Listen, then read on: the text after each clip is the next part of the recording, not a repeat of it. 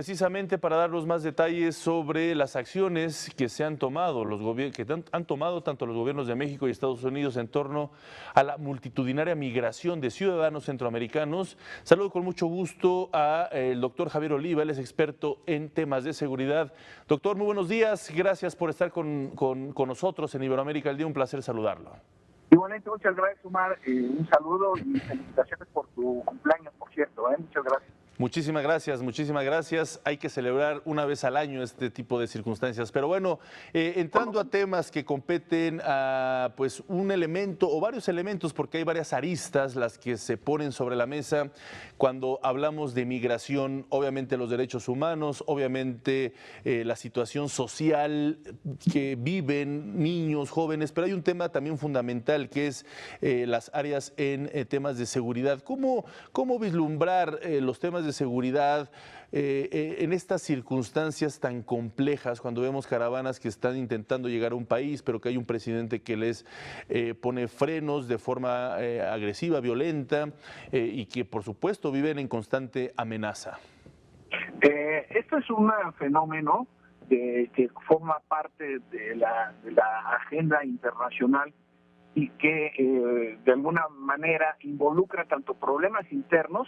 En este caso, la mayor parte de los integrantes de las caravanas vienen de países como Honduras y El Salvador, y que en su proceso de migración hacia los Estados Unidos también se convierte en un problema para México y para este propio país, el de Estados Unidos.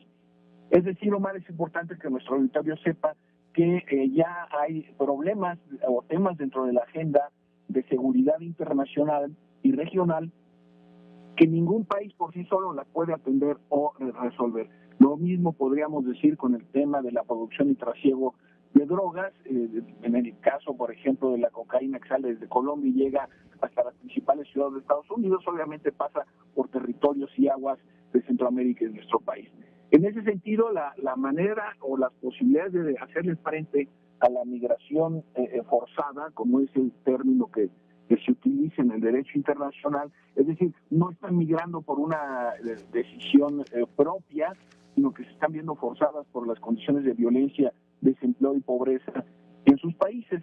Y la manera en que Estados Unidos, el gobierno, la Casa Blanca, está decidiendo defender su territorio, aunque sea muy polémico, pues está recurriendo a los recursos jurídicos que tiene Estados Unidos pues para defender sus fronteras. Entonces, claro, el desborde, la violencia que se puede dar sobre todo del lado mexicano en la medida en que estos migrantes no puedan ingresar a Estados Unidos o solamente lo hagan unos cuantos, también eso tendrá que verse para los gobiernos locales de México, municipales y estatales, en donde pues qué van a hacer con estos migrantes. Algunos han decidido, los menos han decidido regresarse de manera voluntaria, pero es indudable que la retórica racista y antimexicana que ha mantenido el hoy presidente de los Estados Unidos de su campaña electoral, pues en este contexto se ve, si no fortalecido, por lo menos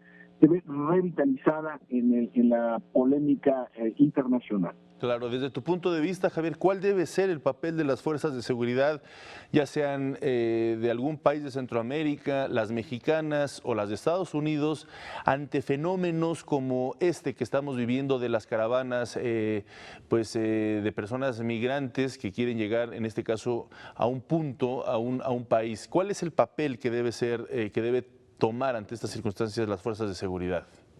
Sí, Omar, es indudable que se tienen que analizar los casos, si bien es cierto que de repente interrogar o obtener los datos personales de miles de personas que de repente llegan a México, pero se sabía que esta caravana se estaba organizando en Honduras y El Salvador, y sí me parece que las autoridades de estos dos países fueron las primeras omisas, no digo en controlar, pero sí por lo menos compartir la información con las autoridades mexicanas respecto de los perfiles, porque algunos, incluso alcaldes en México, han señalado que están detectados algunos integrantes de las pandillas de estos países y que, bueno, en ese sentido pues, no pueden permitir el paso de delincuentes por nuestro país y menos que pasen a otro.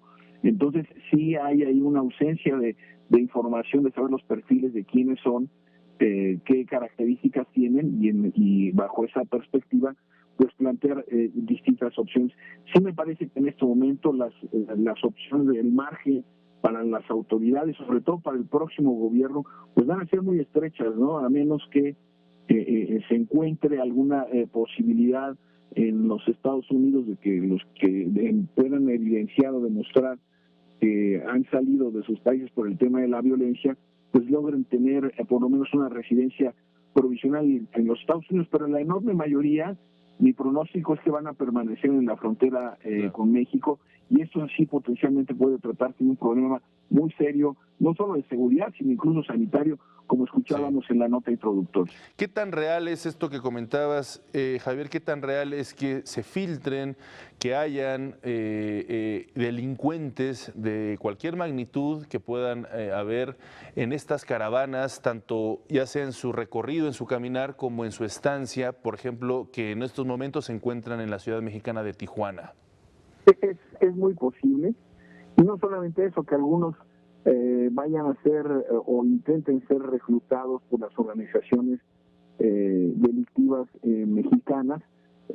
También esto es una importante posibilidad, y ante esto sí analizar las condiciones de supervisión y vigilancia bajo las que se encuentran las distintas caravanas. Hasta 6 caravanas están ya contabilizadas.